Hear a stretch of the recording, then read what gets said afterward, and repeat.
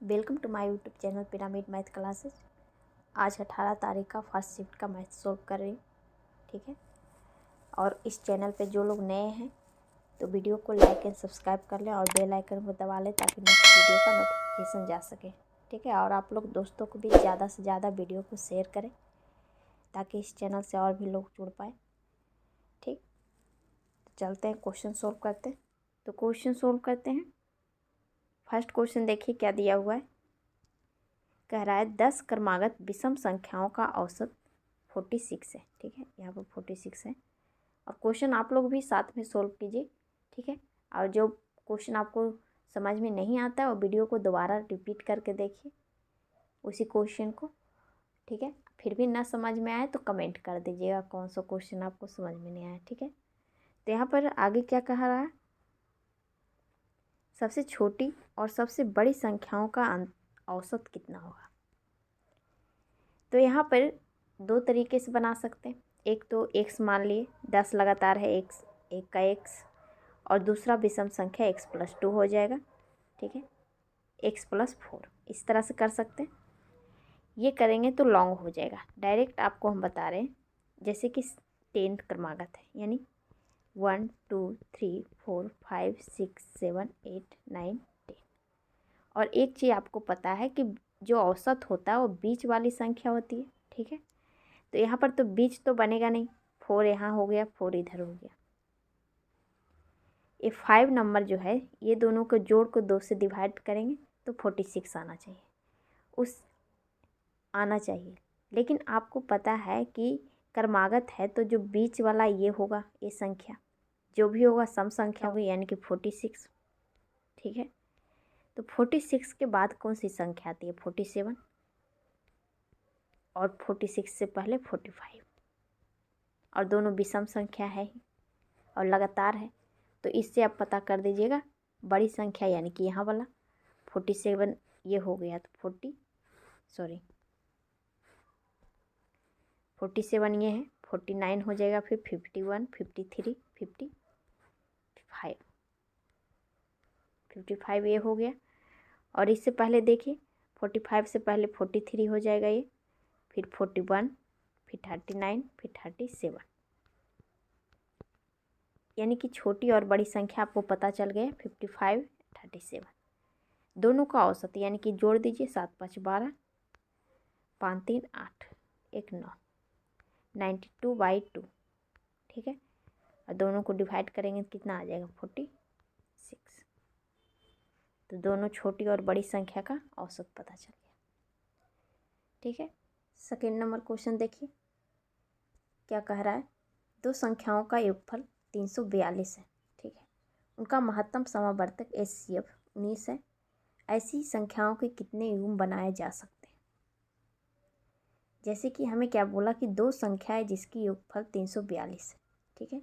और उसका महत्तम यानी कि HCF मुझे पता है कि 19 है, ठीक है। तो उसका युग्म कितने बन सकते हैं, यानी कि कितनी संख्याएं का जोड़ा बन सकता है, ठीक है। तो यहाँ पर महत्तम समावर्तक यानी कि HCF जो होता है कोई भी संख्या का कॉमन संख्या होता है। जैसे कि कोई संख्या 10 है और 5 है, ठीक है।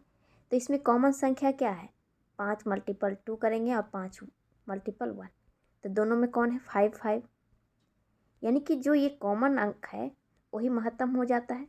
तो वैसे ही बोल रहे हैं कि दोनों संख्याओं का अगर 10 और 5 है दो संख्या, तो ये कॉमन जो अंक है संख्या है 19 है, और 2 है इसे x मान लेते हैं, और यहाँ पर 19 एक और है इसमें भी, और ये y मान लेते हैं एक को, ठीक है। तो यानी कि 19x + 19y = हमें दिया हुआ है 342।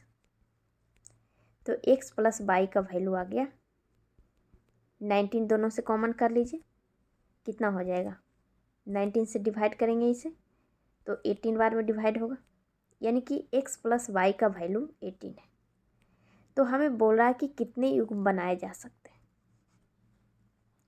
तो x और y का जो वैल्यू होगा वो एक अभाज्य संख्या होगी दोनों, तभी तो 19 से मल्टीपल करेंगे। अभाज्य संख्या रखने का मतलब ये है कि जैसे कि अगर हम इसे 2 सम संख्या मान लीजिए, इसे 2 मान लिए, इसे 4 मान लिए, तो दोनों से एक और कॉमन हो जाएगा, तो फिर महत्तम समवर्तक 19 कैसे रहेगा? 2 कॉमन हो रहा है दोनों से तो 38 हो जाता। इसलिए बोल रहे हैं कि दोनों जो x और y होगा, अभाज्य संख्या होगा, दोनों को जोड़कर 18 आना चाहिए। ठीक है, तो यहाँ पर जैसे कि फर्स्ट 1 और 18 मान लेंगे, 1 और 17। ठीक है, तो 18 हो जाएगा, दोनों अभाज्य है। फिर 2 अगर मानते हैं 2, तो ये तो नहीं होगा। अगला जब इसे 2 मानेंगे, इसे 16, तो दोनों से 2 कॉमन हो रहा था, इसलिए 2 नहीं मानेंगे। 3 है, 3 और 15। ठीक है, तो इसमें 3 कॉमन हो रहा है, यानी कि ये भी नहीं मान सकते। 4 आ गया, 4 ये भी नहीं मान सकते। 5 और 13 ये मान सकते हैं, ये अभाज्य है दोनों। ठीक है, आगे देख लीजिए, 4 5 फिर हो गया आपका 6 भी नहीं मान सकते। 7 मान सकते हैं, 7 और 11 दोनों अभाज्य है। ठीक है, आगे देख लीजिए 8 और 10 ये भी नहीं हो सकता। फिर 9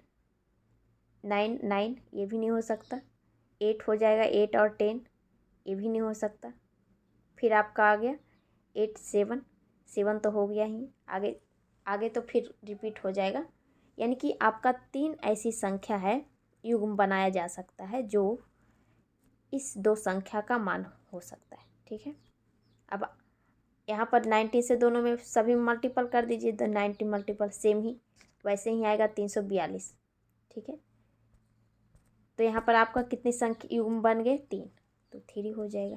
पूछा ही है कि कितने युग्म बनाए जा सकते हैं। ठीक है, तो यहाँ पर अभाज्य संख्या इसलिए लिए क्योंकि अगर सम लेते या विषम तो दोनों से कोई कॉमन हो जाता, तो फिर HCF हमें डिफरेंट हो जाता। इसलिए यहाँ पर जो भी लिया जाएगा अभाज्य लिया जाएगा। ठीक है, नेक्स्ट 3rd नंबर क्वेश्चन देखिए क्या कह रहा है। किसी वस्तु के 242.50 रुपये में बेचने पर 3% की हानि होती है। यदि वस्तु को 13% के लाभ पर बेचा जाए तो विक्रय मूल्य क्या होगा? जैसे कि कोई संख्या है, कोई वस्तु है, उसका रेट कुछ रुपया था, तो उसने 242 रुपया में बेचा, तो उसे 3% का लाभ हानि होगी।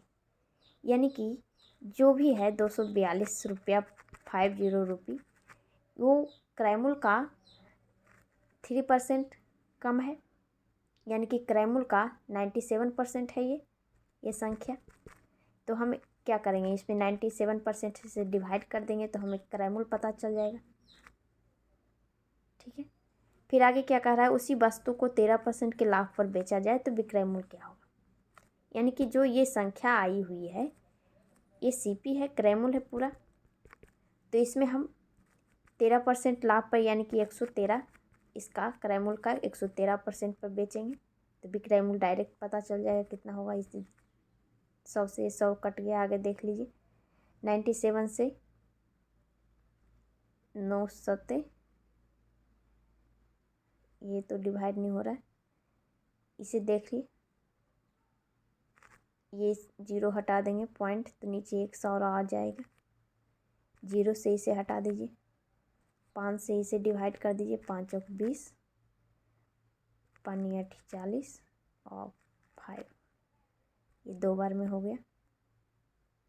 फिर इसे 97 से डिवाइड अगर करते हैं तो 5 बार में, 5 बार में डिवाइड हो रहा है। अब सभी को मल्टीपल कर दीजिए क्योंकि 2 से डिवाइड नहीं हो रहा है आगे। 13 5 65 और 500 बाई 2 डिवाइड कर दीजिए, 28 दूना 56 और 2.50 रुपये।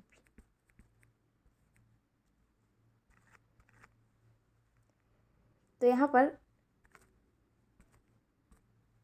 ये सिर्फ दिया हुआ था कि जैसे कि कह रहा था कि 242 रुपया 50 रुपये में बेचा था किसी सामान को। ठीक है, तो 3% का हानि हो गया था, तो क्रय मूल्य पे हानि होता है, तो इसी तरह से क्रयमूल्य निकाल लिए पहले, ठीक है। फिर उसके बोला कि क्रयमूल्य पर 13% के लाभ पर बेचा जाए तो विक्रयमूल्य रेट उसका क्या हो जाएगा। तो क्रयमूल्य का 113% मल्टीपल किए, ठीक है। फिर उसके बाद विक्रयमूल्य पता चला, ठीक। नेक्स्ट 4th नंबर क्वेश्चन देखिए क्या कह रहा है। एक दुकानदार ने अपने स्टॉक का 1/4 हिस्सा 25% के लाभ पर और शेष स्टॉक की हिस्से को 19% के लाभ पर बेचा, तो उसका कुल लाभ प्रतिशत कितना हुआ। यहाँ पे बोल रहा है कि पहले 1/4 जो हिस्सा था उसको 25% के लाभ पर बेचा, जैसे कि x है, x/4, इसका 4 भाग 25% के लाभ पर बेचा, यानी कि 125 पे बेचा। और दूसरा जो बचा हुआ था 1/4 किया, बचा हुआ कितना हो गया 3/4, ठीक है। तो 3x/4 इसको 19% के लाभ पे बेचा, यानी कि वो 119% पे बेचा, ठीक है। तो उसे पूरा कुल कितना लाभ हुआ, दोनों को जोड़ दीजिए, ठीक है। अब ये ऊपर सभी को जोड़ दीजिए, 125x प्लस 119 में ये मल्टीपल करेंगे कितना, 19 दिया 57 और 3 x पाई, नीचे एलसीएम क्या हो जाएगा 400, पूरा कितना वैल्यू आ जाएगा 7 5 12 482x/400, यानी कि आपका रेट था 400 और बेचे 482 में, तो कितना लाभ हो रहा है 82 रुपया, कितना पे 400 पे, 400 क्रयमूल्य है, बटा मल्टीपल 100 से कर दीजिए, 4 से डिवाइड करेंगे कितना आ जाएगा 4 दूनी 8 0 4 5 20.5%, ठीक है। तो यहाँ पर शॉर्ट ट्रिक से बनाए, ऐसे लॉन्ग में बनता। यहाँ पर जैसे कि बोला कि शुरू में 1/4 जो था उसको 25% के लाभ पर बेचा, 125 पे बेचा, ठीक है। जो बचा हुआ था उसे 119 पर बेचा, यानी 19% पर बेचा, दोनों को जोड़ दिए, जो हार हो गया उसे क्रयमूल्य मान लीजिए, ऊपर विक्रयमूल्य, ठीक है। तो लाभ पूछ रहा था पूरा कितना हुआ, तो 482 में 400 घटाएंगे 82 आ जाएगा, 82 क्रयमूल्य, ठीक है। नेक्स्ट 5 नंबर क्वेश्चन देखिए क्या कह रहा है। x रुपया की एक धनराशि को ABC में विभाजित किया गया और किया गया जाता है। A और B के हिस्सों का रेशो दिया हुआ है 3:5 और B और C के हिस्सों का रेशो दिया हुआ है 4:7। फिर आगे क्या कहा, B और C के हिस्सों के बीच का अंतर 1455 रुपये है, ठीक है। तो x का वैल्यू पता करना है। तो जैसे कि हमें पहले क्या निकालना पड़ेगा, सभी का रेशियो निकालना पड़ेगा, टुकड़े में दिया हुआ है A B और C का, ठीक है। तो शुरू में क्या दिया हुआ है A और B का रेशियो, तो A और B का रेशियो कितना है 3:5, इसके सामने लिख दिए। फिर क्या दिया हुआ है, सॉरी यहाँ पर B होगा, B और C का रेशियो दिया हुआ है 4:7, B के सामने लिख दीजिए 7 हो जाए। अब ABC का निकाल लीजिए, 4 × 12 5 × 20 35, ठीक है। तो यहाँ पर कि डायरेक्ट आपको नहीं बताए, इसको इससे मल्टीपल करते हैं, फिर आमने सामने, फिर इस तिरछे, या फिर ये भी दिक्कत हो रहा है तो जो लास्ट नंबर है संख्या उसे आगे भी लिख दीजिए, और ये लास्ट में 4 है तो 4 लिख दीजिए, अब आमने सामने कर दीजिए मल्टीपल, ठीक है। तो यहाँ पर आपका A B और सी का रेशियो पता चल गया। और हमें आगे क्या दिया हुआ है, बी और सी के अंतर। तो बी और सी में घटाएंगे तो कितना आ जाएगा, 50। ठीक है, एक्स मान लीजिए रेशियो में है, दोनों का अंतर कितना दिया हुआ है, 1455। ठीक है, तो 5 से डिवाइड अगर करेंगे तो कितने बार में कटेगा, फर्स्ट 9 बार में 135, फिर 105, फिर 7 बार में, यानी कि 97 से कट गया। फिर आगे क्या कह रहा था कि एक्स का वैल्यू यानी कि पूरा मान जो है वो पूछ रहा है। तो सभी को जोड़ दीजिए, 5 2 7 और 3 2 5 1 6, 67 मल्टीपल 97। ठीक है, जो मल्टीपल करके आएगा वो वैल्यू हो जाएगा पूरा। तो वो इतना बड़ा मल्टीपल करने की ज़रूरत नहीं, ऑप्शन चेक कर लीजिए, सिर्फ इकाई फर्स्ट डिजिट है उसे मल्टीपल कर सकते हैं, 49, यानी कि फर्स्ट 9 आएगा इकाई स्थान पे। ऑप्शन देख लीजिए, सिर्फ एक ही में है, इसमें फर्स्ट में सर हो जाएगा। ठीक है, तो यहाँ पर जैसे कि दिया हुआ था एक राशि दिया हुआ था रुपया, और ए बी सी में डिस्ट्रीब्यूट करना था। रेशियो दिया हुआ था 3 AB का 3:5, BC का दिया हुआ 4:7, दोनों से निकाल लिए ABC का।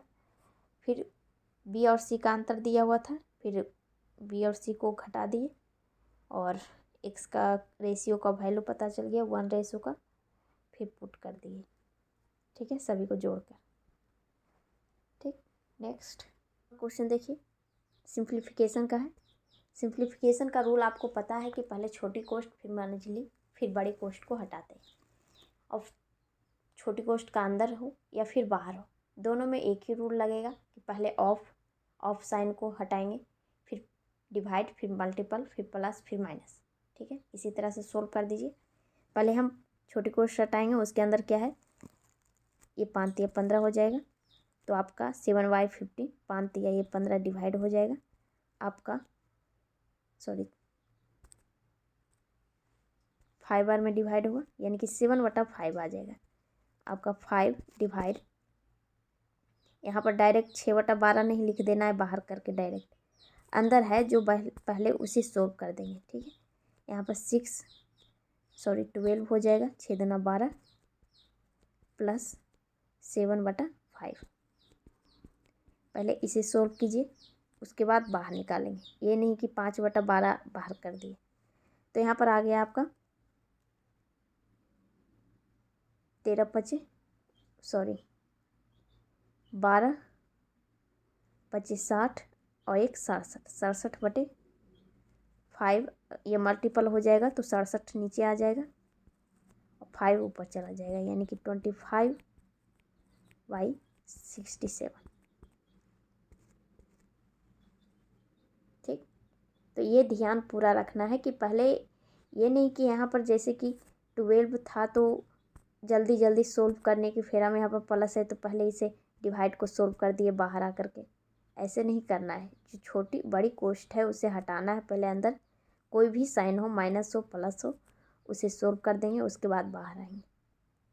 ठीक है, नेक्स्ट 7th नंबर क्वेश्चन देखिए क्या कह रहा है, क्या दिया हुआ है, कह रहा है कि दो संख्याएं एक तीसरी संख्या से 8% और 28% अधिक है, उन दोनों संख्याओं का रेशो पता करें। तो जैसे कि हमें बोला कि जो थर्ड संख्या है वो फर्स्ट और सेकेंड में जो रिलेशन बता रहा है, क्या कह रहा है कि दो संख्या यानी कि फर्स्ट और सेकेंड तीसरी से यानी कि थर्ड से ये 8%, एक 28% ज़्यादा है। यानी कि जैसे कि थर्ड को मान लिए 100, तो फर्स्ट वाला 108 हो जाएगा और सेकेंड वाला 128, क्योंकि 8% और 28% ज़्यादा है। और इसी दोनों का रेशियो पता करना है मुझे। ठीक है, तो यहीं से कर दीजिए, इसे डिवाइड कर दीजिए, दोनों को कट रहा है आपका, ये 2 बार से पहले करते हैं 5 दूनी 10, 4 दूनी 8, 6, ये 4, आगे भी हो रहा है 2 से 27 और ये 32 आपका ये रहा। ठीक है, तो यहाँ पर जैसे बोला वैसे करते जाइए। 2 संख्या बोला, एक तीसरी संख्या यानी कि तीसरी को मान लेंगे और उससे 8% और 28% ज़्यादा, इससे आसान हो जाएगा। जैसे कि थर्ड को हम 100 मान लिए, तो नहीं तो फर्स्ट या सेकंड को 100 मानते तो फिर बहुत डिफ़िकल्ट हो जाता। ठीक है, तो ये भी ध्यान रखना है कि किसे 100 मानना है। ठीक, नेक्स्ट क्वेश्चन देखिए क्या कह रहा है। एक व्यक्ति अपने घर से निकलकर 4 किलोमीटर प्रति घंटा की चाल से चलते हुए अपने कार्यालय को जाता है और 2 किलोमीटर प्रति घंटा की चाल से चलते हुए वापस लौटता है। यदि इसे आने और जाने में पूरा टोटल 6 घंटा लगते हैं तो उसके घर और कार्यालय के बीच की दूरी कितनी। यहाँ पर क्या कहा कि जैसे कि शुरू में वो 4 किलोमीटर प्रति घंटा की चाल से कार्यालय जाता है और 2 किलोमीटर प्रति घंटा की चाल से लौट जाता है और पूरा टोटल उसे 6 घंटा लग जाता है। तो दोनों घर और कार्यालय के बीच की दूरी पूछ रहा है। तो जैसे कि हमें टाइम पता चल गया है, तो टाइम कैसे निकलता है, दूरी बटा चाल। तो दूरी जैसे कि कार्यालय और घर के बीच का मान लेते हैं 1 से, तो 1 चाल कितना है 4 और 1 का चाल था 2। दोनों आने और जाने में दोनों से टाइम पता चल गया, 1 दूरी बटा 4 जितना टाइम लगा और लौटने में जितना टाइम लगा, टोटल हमें 6 घंटा लगा। ठीक है, अब इसे सोल्व कर दीजिए, x का वैल्यू निकाल लीजिए। यहाँ पर ऊपर चला जाएगा 2, 4 2 6x बटा 8, इधर 6 हो गया, ये 6 हट गया, आपका x का वैल्यू पता चल गया 8 किलोमीटर।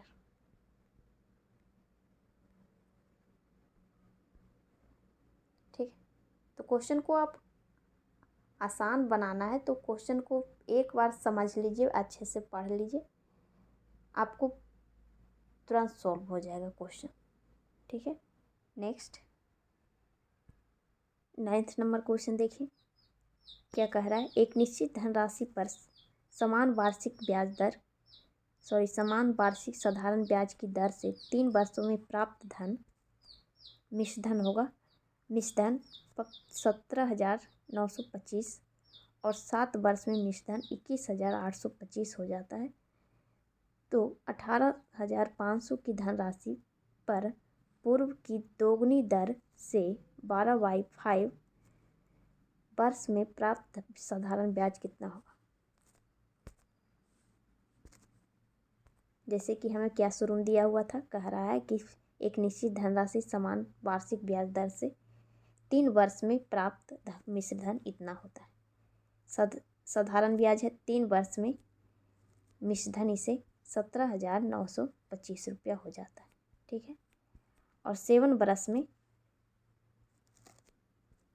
7 ईयर में हो जाता है 21,825। ठीक है, इससे पहले फर्स्ट ईयर का ब्याज निकाल लेते हैं, अगर घटाने पे निकल जाएगा। तो यहाँ पर 3 में 7 घटाएंगे 4 हो जाएगा, 4 का वैल्यू कितना आ जाएगा 3,900, दोनों को घटाएंगे तो। अब 1 ईयर का निकाल लीजिए, क्योंकि हमें 3 ईयर से कंपेयर करना है, क्योंकि 3 ईयर का मिश्रधन मुझे पता है, तो 3 ईयर का ब्याज हमें पता कर लेंगे तो मूलधन पता चल जाएगा, यानी कि 90, ये 975 रुपया हो गया, 4 से डिवाइड किए तो। फिर 3 ईयर का निकाल लीजिए, 3 ईयर का कितना हो जाएगा 5 या 15, 7 या 21, 22, 9 या 27 और 29, 29। ठीक है, तो ये 3 वर्ष का हमें ब्याज पता चल गया,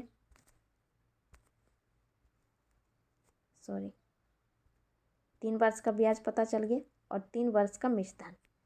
तो दोनों को घटाएंगे तो हमें मूलधन पता चल जाएगा, यानी कि P।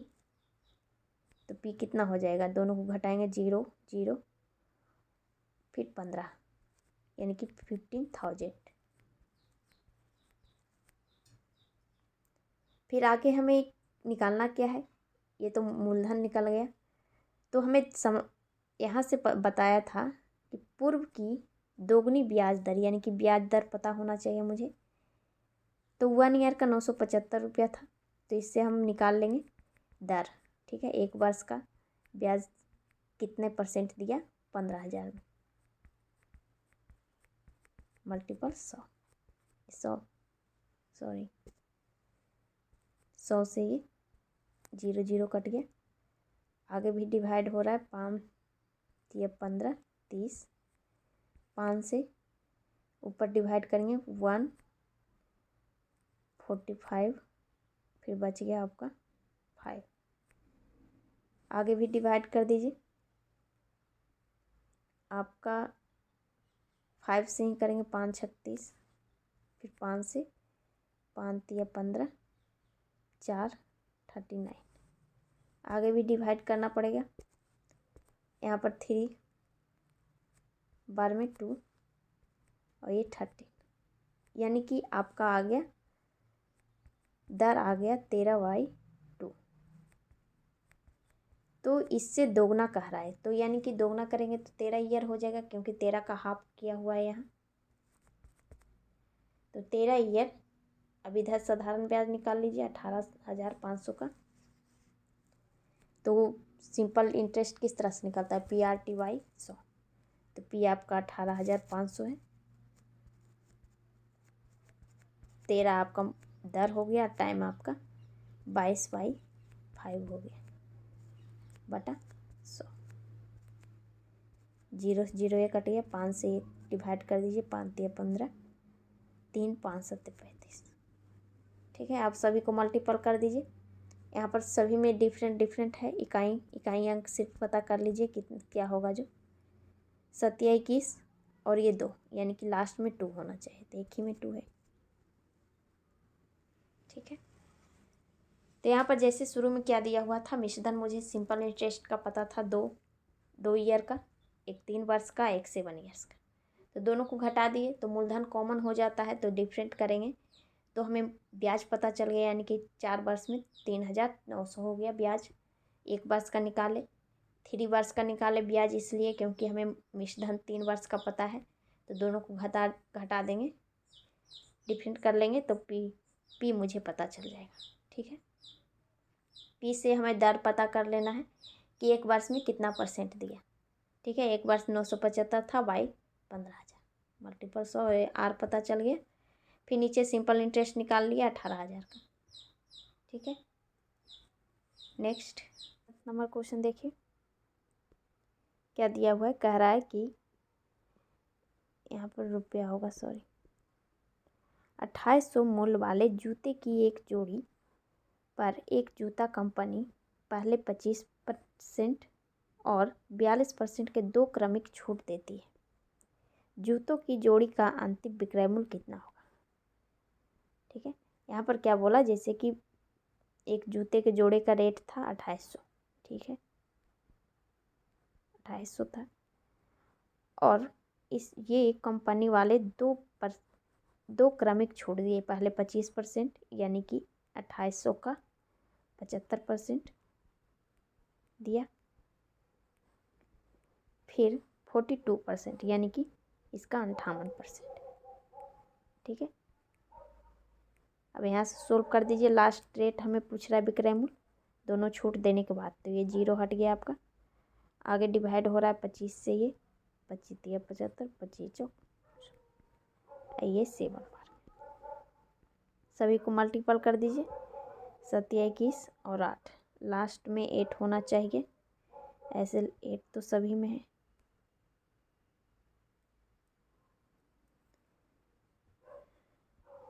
ठीक है, पूरा अगर मल्टीपल करते हैं तो आपको 1218 आएगा, 18 आएगा।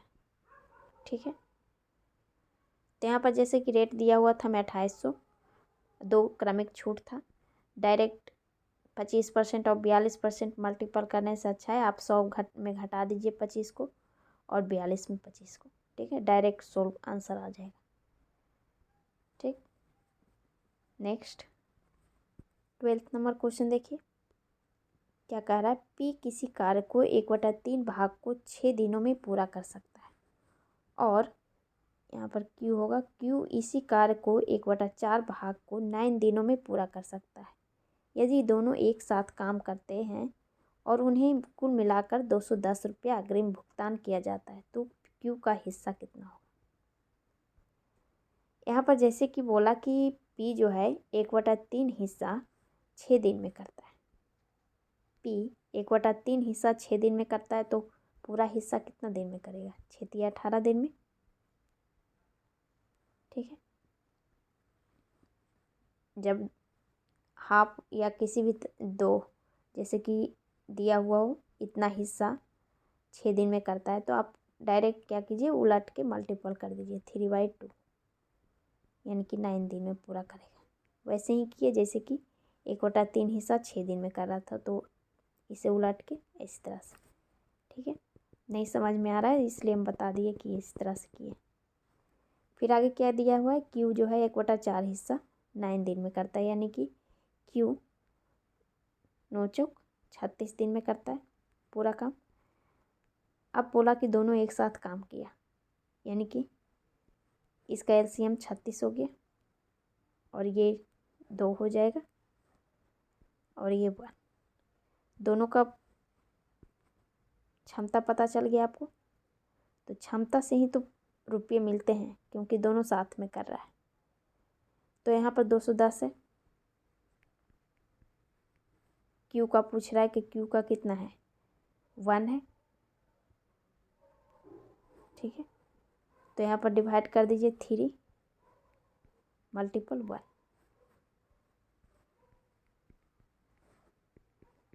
तो क्यू को कितना मिला, 70 रुपया। ठीक है। जैसे कि यहाँ पर क्षमता हम निकाले 2 और 1 आ गया दोनों का क्षमता, और दोनों साथ में कर रहा है तो क्षमता अलग अलग रहेगा, क्षमता के हिसाब से पैसे मिलेंगे। तो यहाँ पर पी का जो क्षमता था ज़्यादा है 2 और इसका क्षमता 1 था तो इसको कम मिला। ठीक है। नेक्स्ट 13 नंबर क्वेश्चन देखिए। यहाँ पर क्या कह रहा है, 3 संख्याओं का औसत दिया हुआ है 180। यदि तीसरी संख्या पहली संख्या के 1/3 से 10 अधिक है और दूसरी संख्या से 5 कम है तो तीसरी संख्या ज्ञात करें। तो जैसे मान लिए 1, 2 और 3 संख्या है, क्या है, तो यहाँ पर क्या बोला कि यदि तीसरी संख्या पहली संख्या के 1/3 से 10 अधिक है तो यहाँ पर पहली को मान लेते हैं x। तीसरी में क्या कह रहा है, तीसरी पहली के 1/3 यानी कि इसका 1/3 से 10 अधिक है यानी कि ये 10 अधिक है, 1/3 से 10 ज़्यादा है। फिर आगे क्या कहा, दूसरी से 5 कम है यानी कि 5 ज़्यादा है। तीसरी संख्या और लगा रहा है तो और किसके बारे में कह रहा है, तीसरी संख्या के बारे में कह रहा है ना कि पहली, क्योंकि और जो रहता है दूर वाला होता है, जो रहेगा यहाँ पर तो पहले के बारे में कहता है। तो यहाँ पर क्या कह रहा है, और दूसरी संख्या से 5 कम है तो तीसरी संख्या जो है दूसरी संख्या से 5 कम है यानी कि ये 5 ज़्यादा है।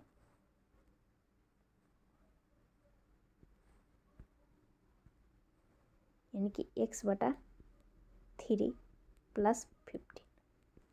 ठीक है। सबको एक में ले आइए, बटा को हटा दीजिए जो फ्रैक्शन में है तो यहाँ पर आ जाएगा आपका x और सभी को 3 से डिवाइड कर दीजिए। यहाँ पर मल्टीपल 3x हो जाएगा, ये 3 हट जाएगा, यहाँ पर हो जाएगा आपका x + 45 और ये हो जाएगा x + 30। तो सभी का पता चल गया 1, 2 और 3 का। ठीक है। तो यहाँ पर शुरू में हमें जो दिया हुआ था औसत 3 संख्याओं का 180, तो तीनों संख्याओं का योग पता चल गया 18 × 3 = 54।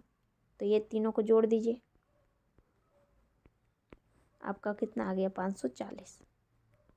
यहाँ से x का वैल्यू निकाल लीजिए 5x इधर घट जाएगा आपका 75, 75 घटाएंगे तो कितना आ जाएगा 465। और ये 5 से डिवाइड कर दीजिए 5 और ये 93। हमें पूछा क्या है तीसरी संख्या, तो तीसरी संख्या कितना है x + 30 यानी कि 93 + 30 कर दीजिए।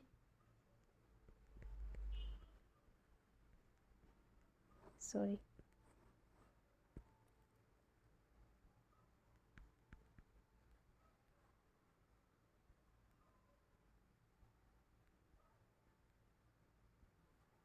यहाँ पर टाइपिंग मिस्टेक होगा, 123 होगा। ठीक है,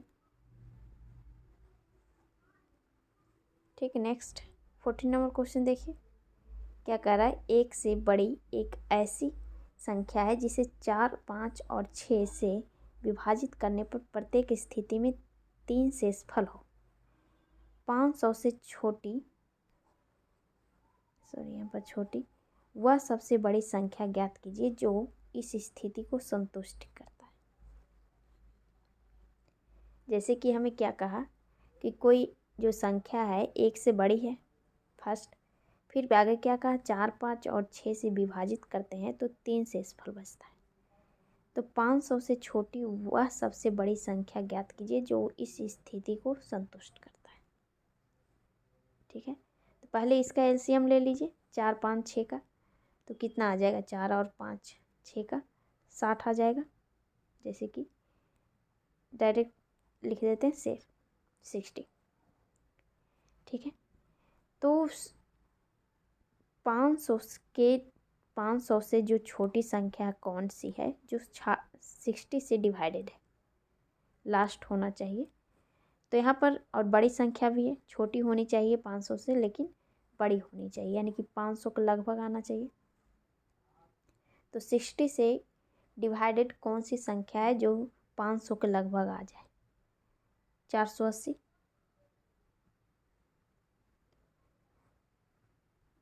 480 जो है 60 से डिवाइडेड है। और यहाँ पर हम जब इतना आ गया तो हमें क्या करना है कि 3 शेषफल लाना है, तो इसमें +3 कर देंगे। तो 483 ऐसी संख्या है जो तीनों संख्याओं से डिवाइड अगर करते हैं या फिर 60 एलसीएम लिया हुआ है तो 60 यानी कि 60 से डिवाइड करेंगे तो 3 शेषफल हो जाएगा। 3 इसलिए जोड़े क्योंकि लास्ट ही संख्या था 480 जो डिवाइडेड है, और डिवाइडेड है तो उससे 3 ज़्यादा रहेगा तो शेषफल ही आएगा, यानी कि आपका 483 होना चाहिए। ठीक, नेक्स्ट 15 नंबर क्वेश्चन देखिए क्या दिया हुआ है। कह रहा है कि एक दुकानदार, यहाँ पर 600 है, ठीक है, 600 संतरे और 400 केले खरीदे। उसने पाया कि 30% संतरे और 18% केले सड़े हुए, तो अच्छे फलों को प्रतिशत ज्ञात करें। तो यहाँ पर जैसे कि हमें दिया हुआ है कि 600 जो संतरे थे और 400 केले, उसमें से 30% खराब संतरे हैं और 18% केले खराब, और हमें अच्छे फलों का प्रतिशत डायरेक्ट अच्छे फल कर देते हैं। जैसे 600 का 30% खराब है तो अच्छा कितना है 70%, प्लस 400 केले में से 18% खराब है तो बचे कितने 82% अच्छे हैं। अब दोनों ये 100 डिवाइड हो गया, हट गया, ये 420 हो जाएगा, प्लस 8 चौक 32, पूरा कितना हो गया 8, 4 और 7, और पूरा कितना है हमें प्रतिशत निकालने का रहा है अच्छे फलों का, तो पूरा जोड़ के 6 4 10 यानी कि 1000।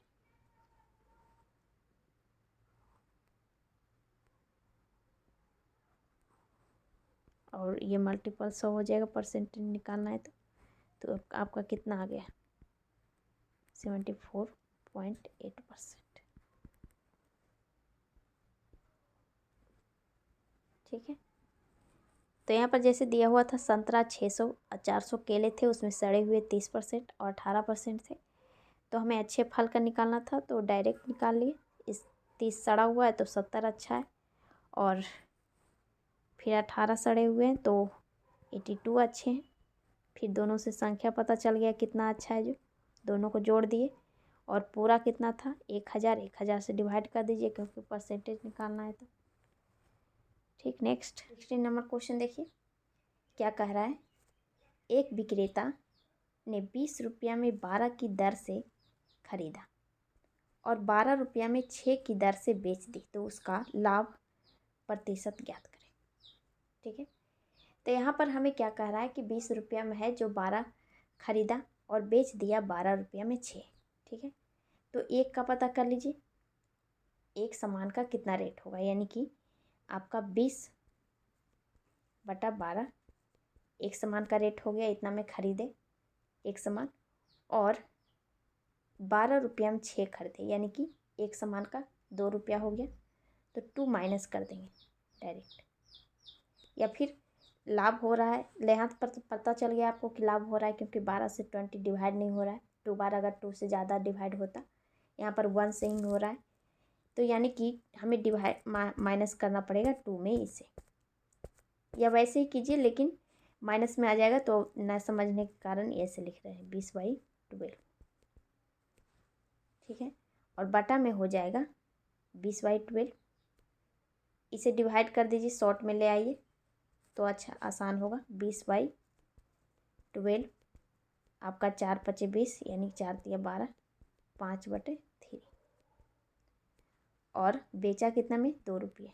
ठीक है, 2 में माइनस कर दीजिए, 5/3 y 5/3, 3 दूना 6, 6 में 5 गया 1, 1/3, और ये 3 ऊपर चला जाएगा, नीचे 5 मल्टीपल 100।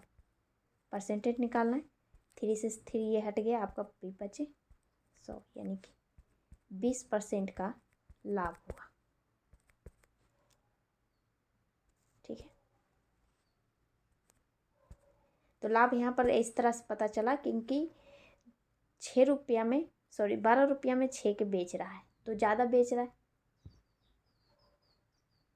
ठीक है, ज़्यादा रेट करके बेच रहा है, तभी तो 2 रुपये बेचा है। इसका रेट हो रहा था 1 रुपये समथिंग।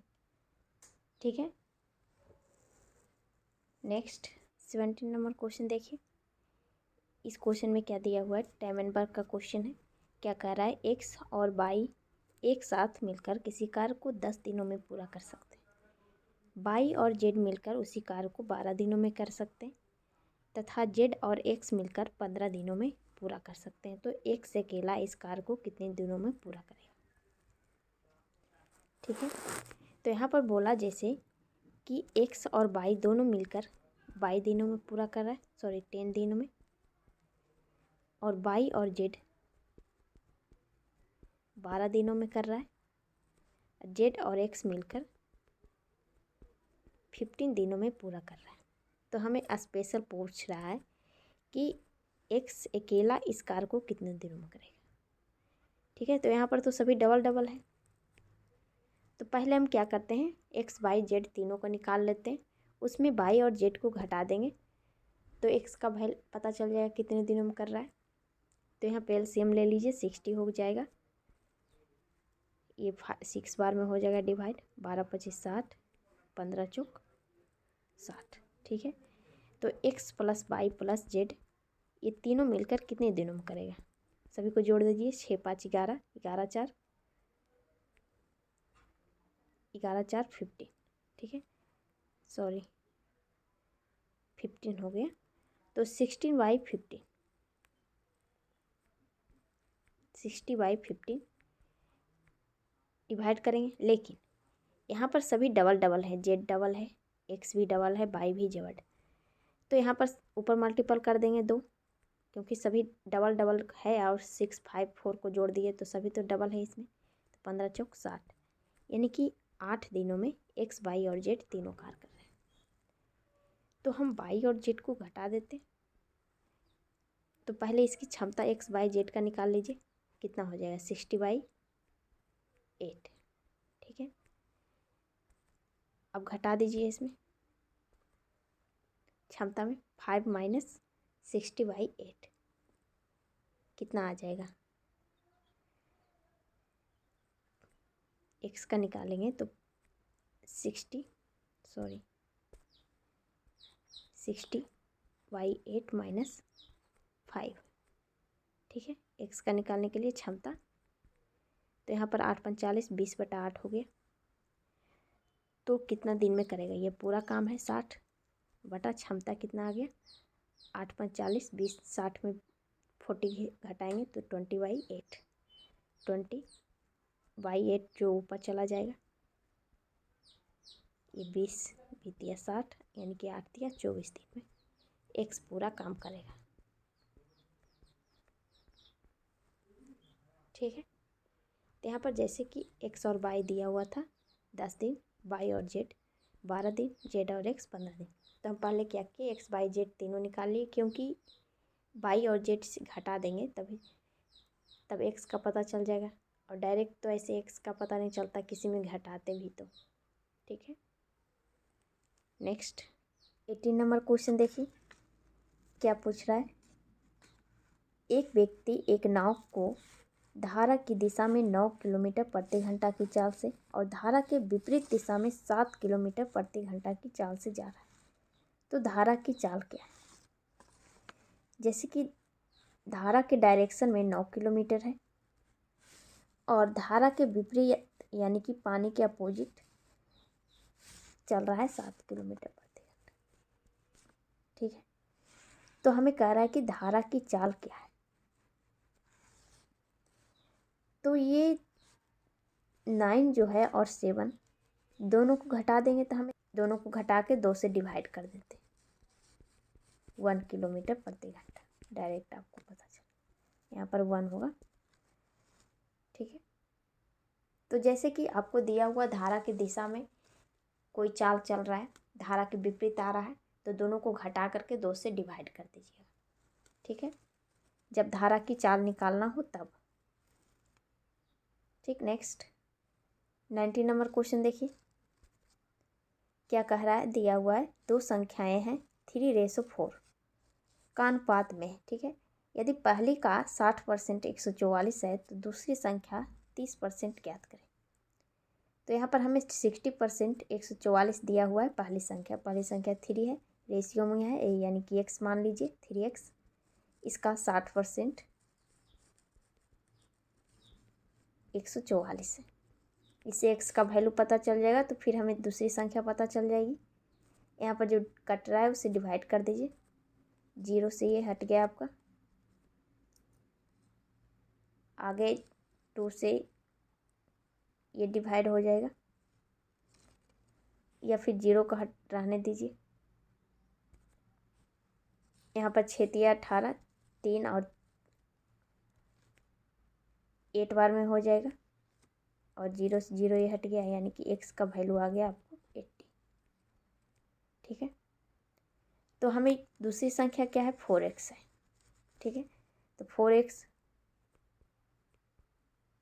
इतना हो जाएगा, x का वैल्यू 80।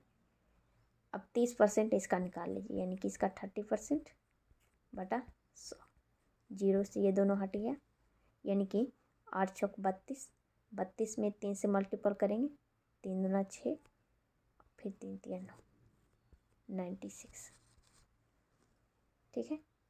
तो यहाँ पर रेशियो में दिया हुआ था इसलिए हम x मान लिए 3x, इसका 60% 144 दिया हुआ था, फिर x से 1 रेशियो का पता चल गया 80, फिर दूसरी संख्या में रख के सोल्व कर दीजिए, ठीक है। नेक्स्ट 3 नंबर क्वेश्चन देखिए क्या कह रहा है। 16 सेंटीमीटर 12 सेंटीमीटर और 9 सेंटीमीटर भुजाओं वाले धातु के एक स्लैब को पिघलाकर एक घन के आकार में ढाला जाता है, तो घन का क्षेत्रफल क्या होगा।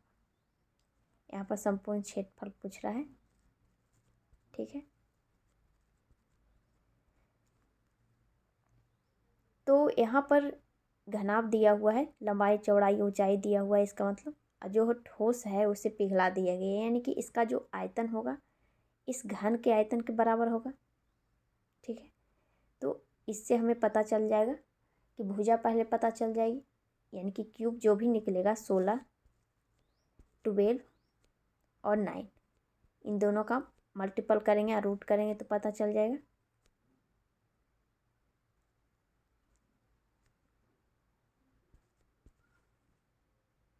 यहाँ पर जैसे कि 16, 12 और 9 आयतन निकाल लिए मल्टीपल करके, 16, 12, 13।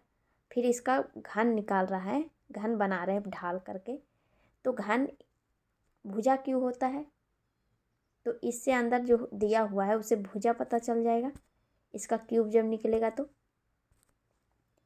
ये सभी का क्यूब निकाल लीजिए। यहाँ पर 4 मल्टीपल 4 कर दीजिए और 4 तिया 12 और 3 मल्टीपल 3।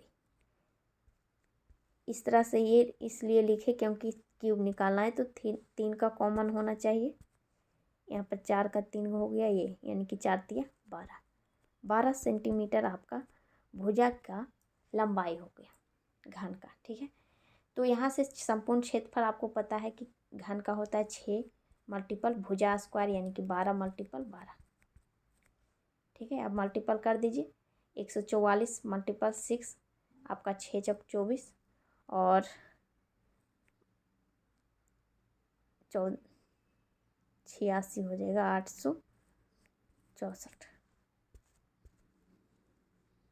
ठीक है, तो यहाँ पर जैसे कि कोई भी दिया हुआ है लंबाई चौड़ाई ऊंचाई, तो वो जो भी है ठोस है, ठोस को पिघलाया गया है घन में, तो दोनों का आयतन बराबर हो जाएगा। जो भी अंदर रहता है ठोस समान हो उसका आयतन बराबर हो गया। तो दोनों का आयतन बराबर हो गया तो जो भी संख्या आएगी, ये मल्टीपल कर दिए आयतन हो गया, तो ये भी आयतन पूरा घन का हो गया। तो घन का क्यूब करेंगे तभी तो भुजा पता चल जाएगा, यानी कि 12 आ गया। फिर संपूर्ण क्षेत्रफल 6 गुना भुजा स्क्वायर। ठीक है, नेक्स्ट 21 नंबर क्वेश्चन देखिए क्या कह रहा है। यदि a/b का वैल्यू दिया हुआ है 7/5, तो 5 + 4b/5a - 4b का मान क्या होगा। तो a b का पता है मुझे, a और b का 7 और 5 है, दोनों में पुट कर दीजिए। 7 × 5 = 35 और 5 चौक 20, 35 + 20, नीचे 35 - 20 हो जाएगा, यानी दोनों ऊपर सेम ही है बट माइनस प्लस है, तो कितना हो जाएगा 50।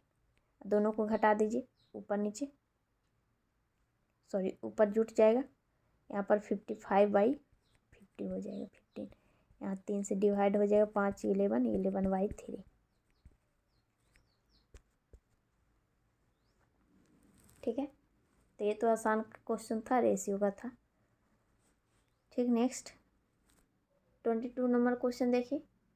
ये भी सिंप्लीफिकेशन का क्वेश्चन है। तो सिंप्लीफिकेशन में पहले हम छोटी कोष्ठ हटाएंगे, फिर मंझली, फिर बड़ी, इस तरह से।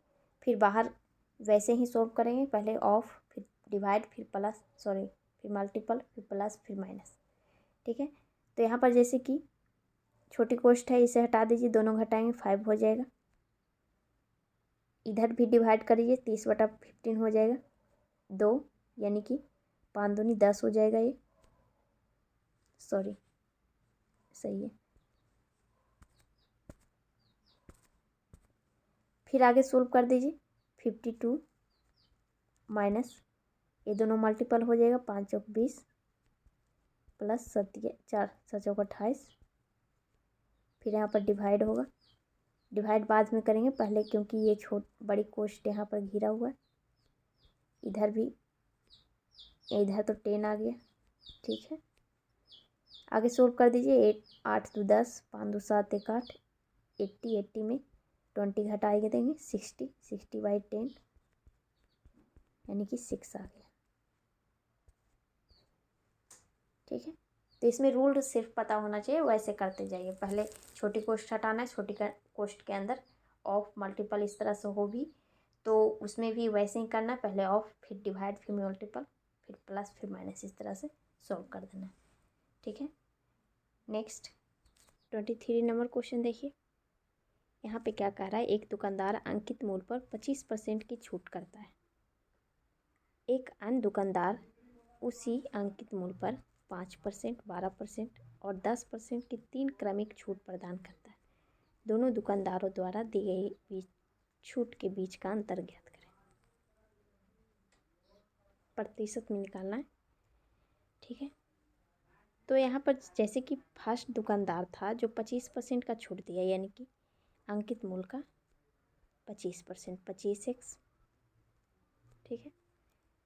फिर एक अन्य दुकानदार वही अंकित मूल्य पर 5%, 12% और 10% का 3 लगातार छूट दिया, यानी कि पूरा कितना दे दिया, 27% अंकित मूल्य का, ठीक है। अब बोल रहा है दोनों का अंतर निकाल लीजिए, कितना आ गया, 2x यानी कि 2%, एक और परसेंटेज पूछ रहा है तो बटा में 100 करेंगे, ठीक है। और x का भी मान लेते हैं 100, 100 हट गया, आपका कितना हो गया, 2% का अंतर है दोनों में, ठीक है। ठीक, तो यहाँ पर जैसे कि बोला कि फर्स्ट दुकानदार था 25% छूट दिया, 25%, ठीक है। और एक अन्य था जो 27% पूरा छूट दिया, तो दोनों को बोल रहा है अंतर, तो 2 हो गया, x यानी कि 100 मान लेते हैं, 100 बटा परसेंटेज है तो 100 से मल्टीपल कर दिए, ठीक है। नेक्स्ट क्वेश्चन को सोल्व करते हैं। सिंप्लीफिकेशन का सिंपल इंटरेस्ट का क्वेश्चन है ये भी।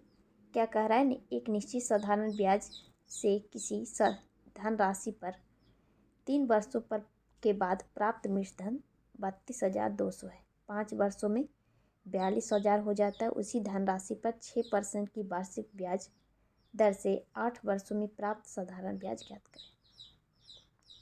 तो सेम ही क्वेश्चन है, थोड़ा सा डिफरेंट है, इसमें धनराशि का पता करना है। यहाँ पर जैसे कि 3 वर्ष में सिंपल इंटरेस्ट हो जाता है आपका, मिश्रधन हो जाता है 37,200 और 5 वर्ष में हो जाता है 42,000। दोनों को घटा दीजिए, 2 वर्ष में हो जाएगा, दोनों को घटाएंगे तो कितना आ जाएगा, 0, 0, 8, 8 2 10 और 7 4 11 और 1 ईयर में हो जाएगा आपका 2400। 3 ईयर का निकालेंगे क्योंकि ये मिश्रधन 3 ईयर का दिया हुआ है, तो 3 वर्ष का ब्याज निकाल लेंगे तो हमें मूलधन पता चल जाएगा, यानी कि आपका हो जाएगा 72,200, ठीक है। अब दोनों को घटा दीजिए, ये दोनों को, तो हमें प्रिंसिपल पता चल जाएगा, यानी कि 30,000,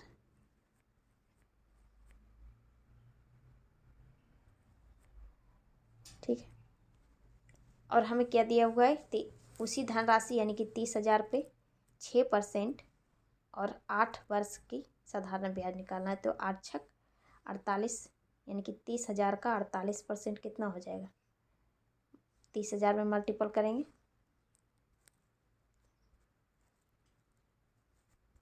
48%, 0 0 हट जाएगा, 48 को 3 से मल्टीपल कर दीजिए, 8 तिया 24, 4 तिया 12, 1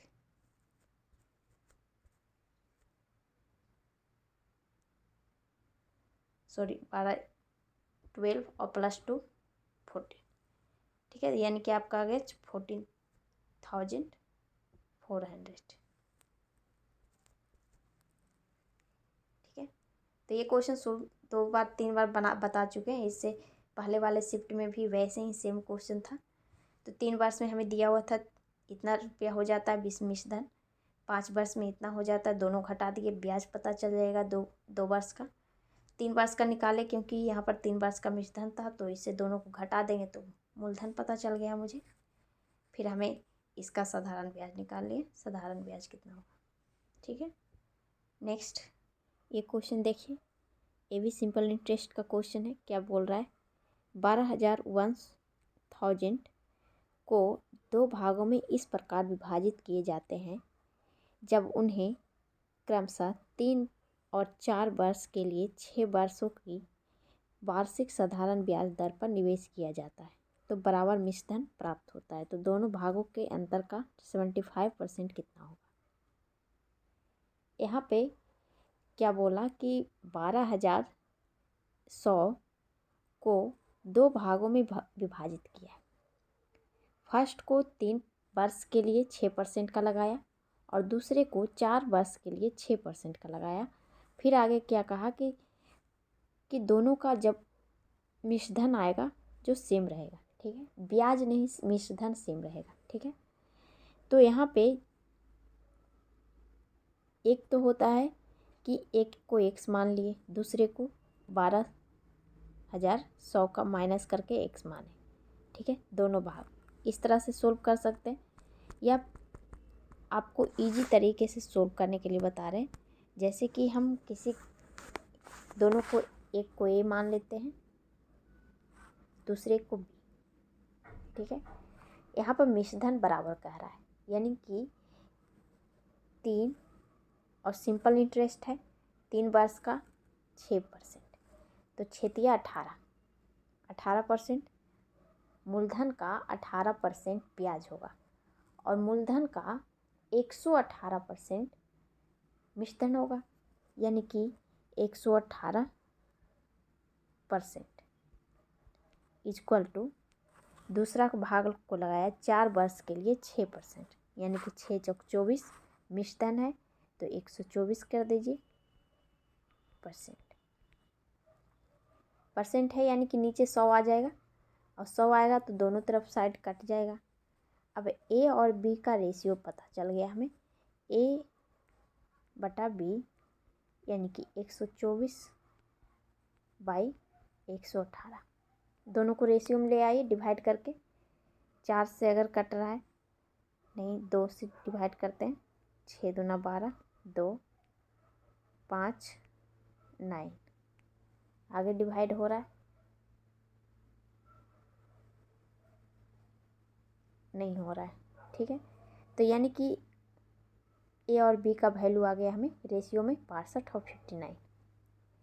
ए और बी जो है मूलधन है दोनों का, 2 भाग का, तो दोनों भाग मूलधन जो लिए हैं टोटल इतना है 121। तो यहाँ पे ए और बी को जोड़ेंगे कितना आ जाएगा 121, रेशियो में है आर कर देते हैं 121/00, ये हट जाएगा तो आपका 1 रेशियो का पता चल गया 100 रुपये, ठीक है। तो हमें क्या बोला है, दोनों के बीच का अंतर, ठीक है। तो दोनों के बीच का अंतर कितना है, 62 को 59 में घटाएंगे तो कितना आ जाएगा 3, यानी कि 3 रेशियो का 1 रेशियो को पता है, 3 रेशियो हो गया दोनों का डिफरेंट, ठीक है। तो आर का वैल्यू पता है 100 है। अब इसका 75%, यानी कि इसका 75% निकाल लीजिए, 100 से 100 हट गया, आपका बच गया जो आंसर हो जाएगा 5 तिया 15, 7 तिया 21, 21 से 22, यानी कि 225 रुपया, ठीक है। तो ये क्वेश्चन में जैसे दिया हुआ था को टोटल रुपया था 12,100 रुपया, ठीक है। उसमें 2 भाग में डिवाइड किया, एक को 3 वर्ष, एक को दूसरे को 4 वर्ष पे लगाया और 6% पे। फिर बोला कि दोनों का मिश्रधन बराबर है, यानी कि किसी मूलधन को ए मान लिए, एक को बी मान लिए, ठीक है। फिर बोला मिश्रधन, तो मिश्रधन 3 छक 18, 118 हो जाएगा। किसी भी मूलधन को आप मिश्रधन निकालने के लिए उसमें 100 जोड़ेंगे, ठीक है। तो इस तरह से R1 रेशियो का पता चल गया 100। फिर डिफरेंट पूछ रहा था, दोनों को घटा करके ये दोनों को 3 रेशियो आया तो 100 मल्टीपल कर दिए, ठीक है। फिर 25%, ठीक। तो यह लास्ट क्वेश्चन था। अब नेक्स्ट वीडियो में मिलते हैं, आज इतना ही, थैंक यू।